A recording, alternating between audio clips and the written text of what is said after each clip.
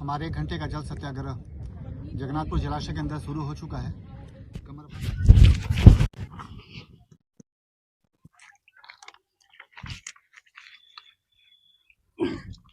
दोस्तों, मैं और जिशान जगन्नाथपुर जलाशय के बाहर खड़े हैं और हमारी आज की जो मुहिम है जगन्नाथपुर जलाशय को महान 3 कोयला खदान जो है उसके प्रभाव से बचाने के लिए, इसके अस्तित्व को बचाने के लिए आज हम इसकी परिक्रमा करेंगे। शुरुआत है, मैंने और जिशान ने जल को छूकर वंदन किया है और हम इसके चारों तरफ परिक्रमा करेंगे और उसके बाद 1 घंटे का जल सत्याग्रह करेंगे। हमारा यह मैसेज शासन को देने का है कि जगन्नाथपुर खुली खदान के कारण जगन्नाथपुर जलाशय का अस्तित्व खतरे में है, जो करीब 50 साल पुराना है और सैकड़ों लोगों के लिए जीवनदायिनी है। तो आप हमारे साथ मौके पर नहीं हैं, लेकिन वीडियो देखने के बाद आप अपने जगह से इसलिए प्रार्थना करें कि हमारी जो ये शुरुआत है यह कामयाब हो और जगन्नाथपुर जलाशय का अस्तित्व बचाया जा सके। साथियों, इंकलाब जिंदाबाद।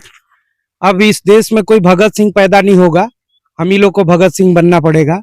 साथियों, आपको बताना चाहूंगा, ये 50 वर्ष पुराना जलाशय है जिसकी अस्तित्व खतरे में है और पुरखों का ये विरासत है, लेकिन ये ACCL रूपी डाइन जो है इसे भी खाने के लिए तैयार है। हमारे इस मुहिम में राकेश मित्तल जी, वरिष्ठ सामाजिक कार्यकर्ता, एक मुहिम चलाए हैं। आज ये कोशिश कर रहे हैं हम लोग ये पूरे जलाशय का परिक्रमा करके 1 घंटे का जल समाधि लेके इसको बचाने के लिए एक कोशिश कर रहे हैं और योगदान देने की कोशिश कर रहे हैं, एक छोटा सा प्रयास कर रहे हैं। जय हिंद, भारत माता की जय, इंकलाब जिंदाबाद।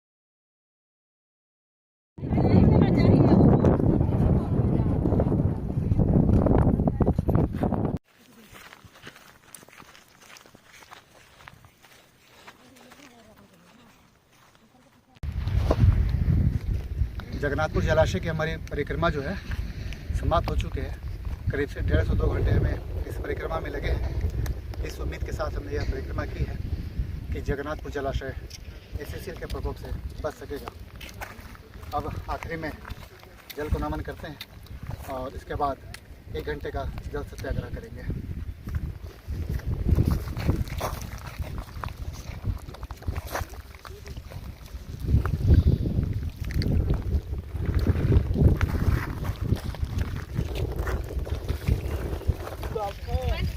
आप लोगों ने देखा कि अभी हमने जगन्नाथपुर जलाशय बचाने परिक्रमा की थी और अब हम 1 घंटे का जल सत्याग्रह करेंगे। 1 घंटे से ज़्यादा का समय भी हो सकता है, क्योंकि हमारी बातें सुनने प्रशासन की टीम है यहाँ पे और मेरे साथ देखिए आसपास के गांव के लोग भी हैं। परिक्रमा में भले हम कम लोग दिख रहे थे आपको, लेकिन जल सत्याग्रह के लिए बहुत सारे लोग इकट्ठे हैं और सभी मेरे साथ जल सत्याग्रह करेंगे ताकि ACCL से इस बांध को बचाया जा सके। तो आइए चलिए मेरे साथ। चलो भैया।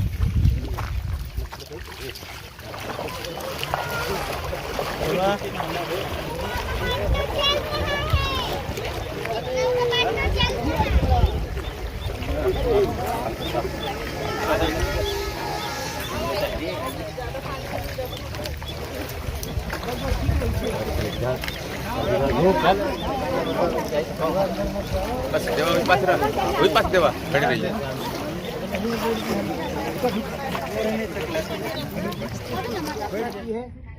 राकेश मित्तल जी और मैं और कुछ युवा साथी मिलकर पूरे जलाशय का परिक्रमा किए हैं। लगभग 8 किलोमीटर का इसका पूरा क्षेत्र है और ये पूरा जलाशय जो है धीरे धीरे इसका अस्तित्व खत्म करने की। हमारे 1 घंटे का जल सत्याग्रह जगन्नाथपुर जलाशय के अंदर शुरू हो चुका है।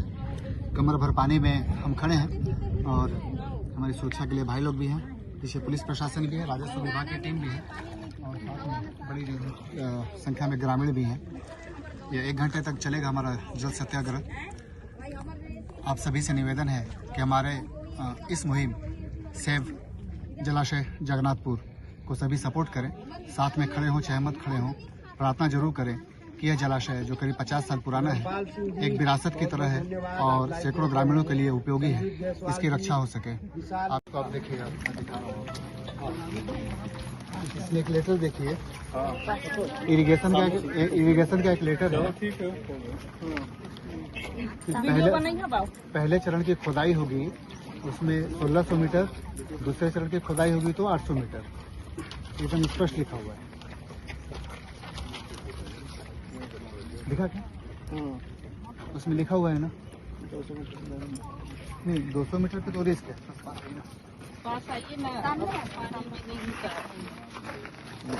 कितना पड़ जाएगा?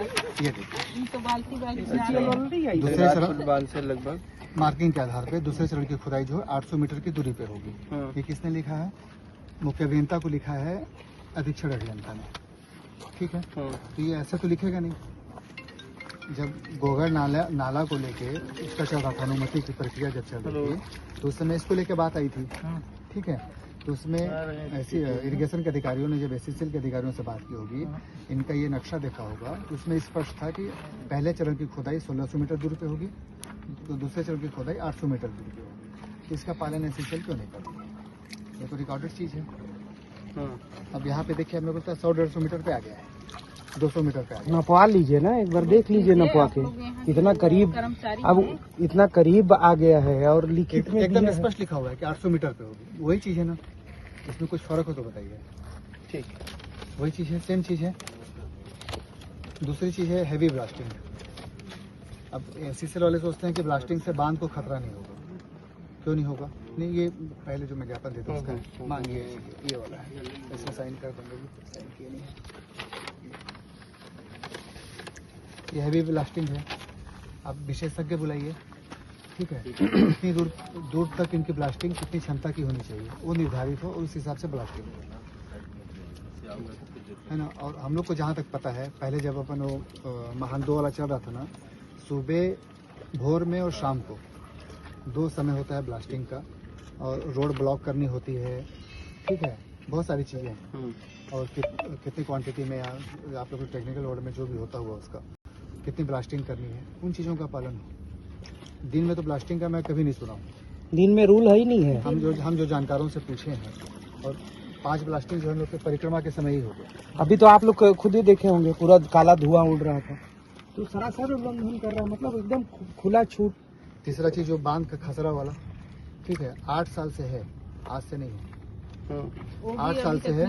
और 2021 में एसडीओ इरिगेशन ने एसडीओ मैडम को चिट्ठी भी लिखी थी, तो पत्र लगा हुआ है, उसके बाद भी नहीं सुधरा। एसडीओ ने एकदम स्पष्ट लिखा है कि फर्जी नामांतरण हुआ है। कमाल है, सुधर जाना चाहिए था ना आज तक। ठीक है, चौथा पॉइंट आपका है ना। चौथा ये है, बांध से लगी हुई जमीनों का अधिग्रहण कैसे हो गया? वन पर्यावरण मंत्रालय बांध का अगर जिक्र करता है एससीएल अपने प्रोजेक्ट में, तो मेरे को नहीं लगता कि अनुमति देगा। तो बांध को तो सुरक्षित रखना है ना। जब बांध अधिग्रहण नहीं हुआ है तो इसको सुरक्षित रखने की जवाबदारी आपकी भी है, मेरी भी है, एससीएल की भी है कि नहीं है? तो ये जांच का विषय है कि मतलब करीब की जमीन अधिग्रहण कैसे होगी। और सुप्रीम कोर्ट का गाइडलाइन भी तो है, बांध से लगी हुई जमीन सुप्रीम कोर्ट का गाइडलाइन है कि जो प्राकृतिक जल स्रोत हैं या जलाशय हैं, इसको आपको नहीं छूना है। उसके बाद भी बताइए उल्लंघन कर रहा है ये, और ये चीज है मतलब। और इसका एक तो ये भी जांच करवाइए सर कि जो जलाशय का जो पानी का जो क्षमता था, वो पहले के वर्षों से अभी जब से करीब से खोदा तो ये तालाब ज्यादा सूखा है जलाशय। अभी स्टोरेज कितना है पिछले साल? स्टोरेज इस समय पे कितना है स्टोरेज उसका तो कितना भाई था? पूरा क्यूबिक मीटर में इनके पास पूरा रिकॉर्ड कितना रहता है लीटर पानी है इसमें? भाई। भरता है तब भी ये लोग पूरा जांच करते हैं और कम होता है तब भी जांच करते हैं। पूरा पैमाना है भाई। जल संसाधन के जो अधिकारी कर्मचारी हैं उनको इसी बात का वेतन मिलता है कि भाई ये जलाशय में कितना क्यूबिक मीटर पानी भरा, कितना में उसका क्षमता ज्यादा हो रहा है तो गांव को खाली कराएंगे, ये करेंगे, और कितना सूख रहा है तो सब जांच का विषय है। इरिगेशन अपनी टेक्निकल जवाबदारी नहीं चीज निभा है। रहा है। अब देखिए ना एक चीज, बिल्कुल नहीं निभा रहा अब ये जो है क्या बोलते हैं सड़क को लेके जो है ये खुद लिखा है इन्होंने ना।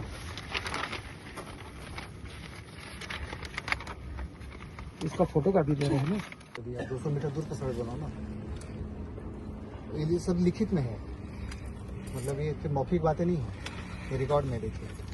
अच्छा ये नया आदेश है, पुराना आदेश है क्या? नहीं वो तो अलग चीज है, ये खुदाई वाला है, ये खुदाई वाला है।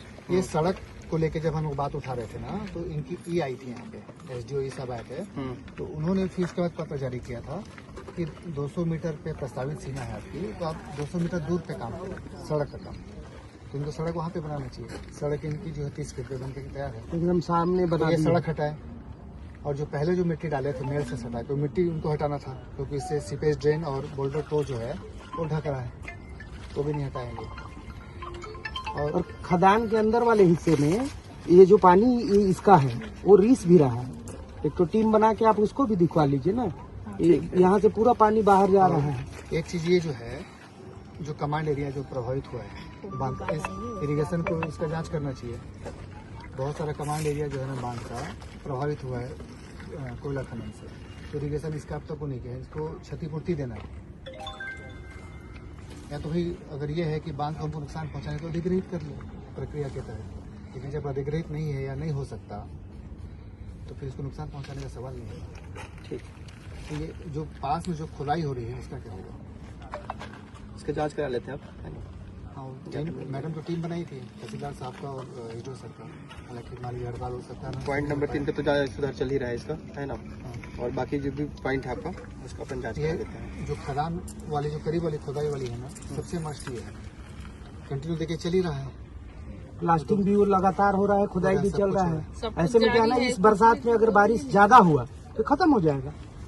हम बरसात में तो नुकसान एक ही हफ्ते बाद हम नुकसान जो है खदान में अंदर जाके बैठेंगे, बाधित करेंगे। हमारे साथ जो भी होगा देखा जाएगा। ठीक है, मतलब ये तय है। जांच करा देते हैं इस पर। हाँ भाई ये रिकॉर्ड सब चीज रिकॉर्डेड है मित्र जी, मतलब इसमें कहीं कुछ हो नहीं है। इरिगेशन ऐसे तो लिखेगा नहीं कोई भी चिट्ठी, जैसे 800 मीटर और 1600 मीटर वाली जो बात है ऐसे तो लिखेगा नहीं। उनकी तकनीकी टीम जांच की होगी तब ऐसा वो पत्र लिखे हैं, तब ऐसा और अपन भी वही बात कर रहे हैं जो उन्होंने पत्र में लिखा हम है। सिर्फ कागज की इसी बात का कर पालन करे ACCL, और उसका पालन नहीं कर रहा है तो ये कहीं ना कहीं धोखाधड़ी है। फिर FIR करवाएंगे इसके ऊपर हम लोग।